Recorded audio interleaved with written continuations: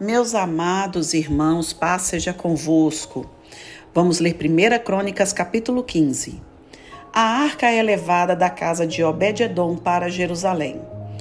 Fez também Davi casa para si na cidade de Davi, e preparou um lugar para a arca de Deus, e armou-lhe uma tenda.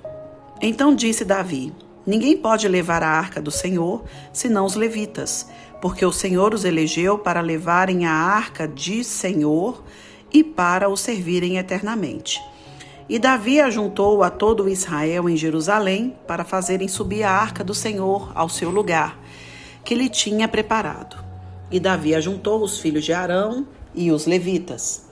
Dos filhos de Coate, Uriel, o príncipe, e seus irmãos, 120. Dos filhos de Merari, Asaías, o príncipe, e seus irmãos, 220. Dos filhos de Gerson, Joel, o príncipe, e seus irmãos, 130. Dos filhos de Elisafã, Semaías, o príncipe, e seus irmãos, 200. Dos filhos de Hebron, Eliel, o príncipe, e seus irmãos, 80. Dos filhos de Uziel, Aminadab, o príncipe, e seus irmãos, 112.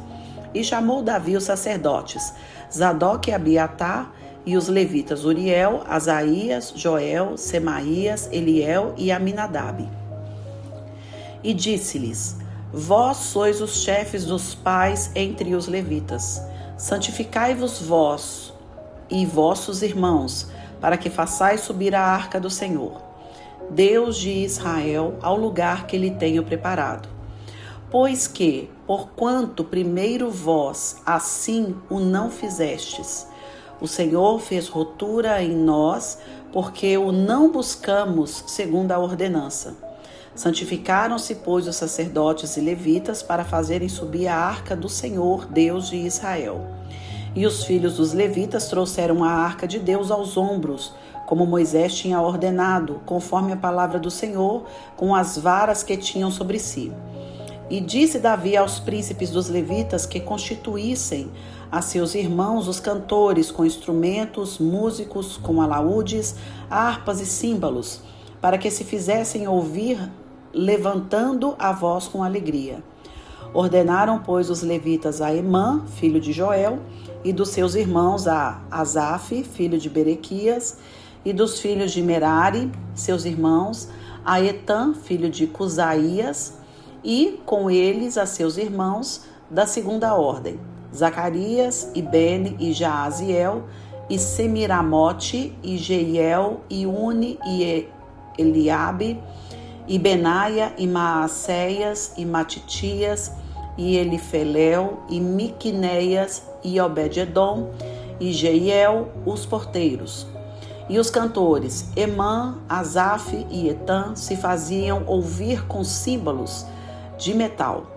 E Zacarias, e Aziel, e Semiramote, e Jeiel, e Uni, e Eliabe, e Maazéias, e Benaia, com alaúdes sobre Alamote, e Matitias, e Elifelel, e Miquineias, e Obed-edom, e Jeiel, e Azazias, com harpas sobre Seminite, para reforçar o tom.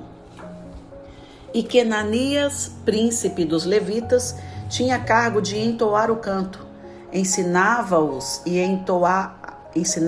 a entoá-lo, porque era entendido nisso. E Berequias e Eucana eram porteiros da arca.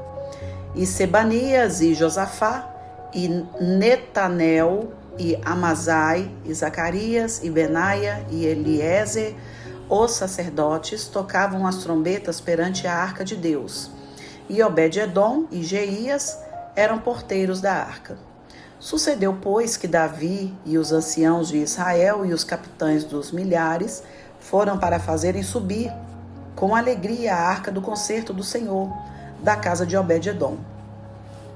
E sucedeu que, ajudando Deus os levitas que levavam a arca do concerto do Senhor, sacrificaram 7 novilhos e 7 carneiros.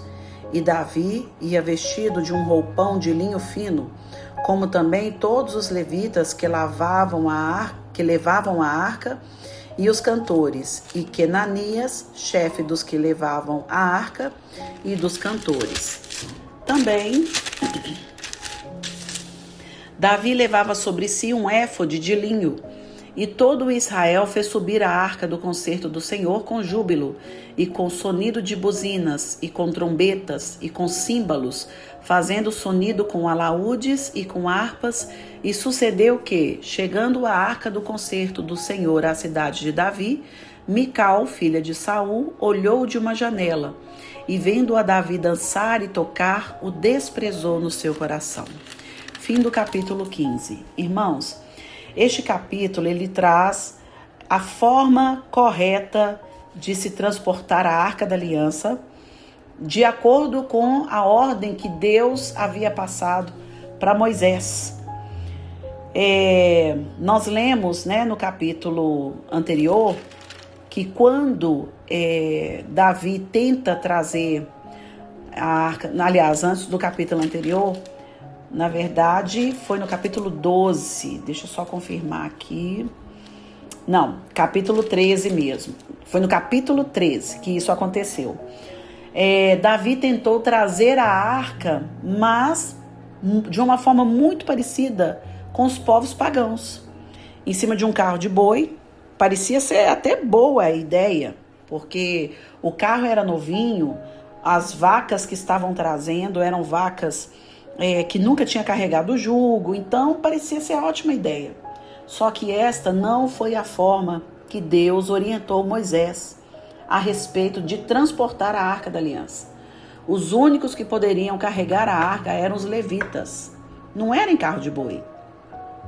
Isso aconteceu quando os filisteus devolveram a arca para Israel.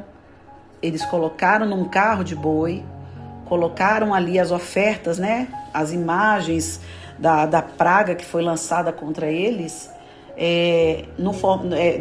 como molduras de ouro, eram feitas de ouro, colocaram ali no carro e deixaram os bois serem guiados até chegar em Israel, seguirem sozinhos, quero dizer. Então Davi, ele faz a mesma coisa, ele coloca a arca sobre um carro de boi. E aí houve aquela fatalidade que o jovem acabou morrendo. Então Davi, neste capítulo, ele faz a coisa correta. A forma que deveria ter sido feita desde o início. Agora Davi, ele realiza esse transporte de acordo com o que Deus havia orientado, e ele percebe que aquilo agradou ao Senhor.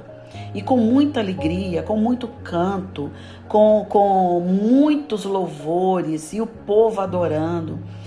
E eu acredito que foi uma festa linda, foi algo maravilhoso, porque verdadeiramente era a presença de Deus que estava voltando para aquele lugar. E Davi ficou tão feliz, mas tão feliz, que naquele momento ele saiu da postura de rei. Ele sai daquele pedestal de autoridade máxima daquele povo e ele se humilha diante do Senhor, adorando o Senhor com cânticos, com dança. Ele dançava tanto, mas tanto, que a sua esposa Mical, quando olha, é como se ela tivesse comparado ele com a pessoa mais humilde, mais assim, serva daquele lugar. E devido a questão de posicionamento social, ela menospreza Davi em seu coração. Ela desprezou Davi no seu coração. E a gente sabe que isso trouxe uma consequência para ela, porque Deus fecha a madre e ela não tem filhos, justamente porque ela desprezou Davi no seu coração. Então o cronista ele faz questão de trazer este detalhe, para o povo que estava retornando do exílio, e dizer que diante do Senhor nós somos todos iguais. Diante do Senhor somos todos iguais, não há posição social, não há rico, não há pobre, não há alto, não há baixo, Somos todos iguais diante do Senhor e nos alegremos na presença dele, na presença do Deus Todo-Poderoso.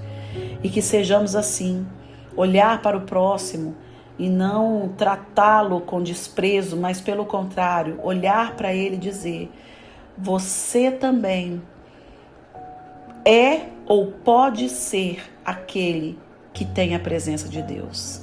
Amém? Que Deus te abençoe, um forte abraço e até amanhã.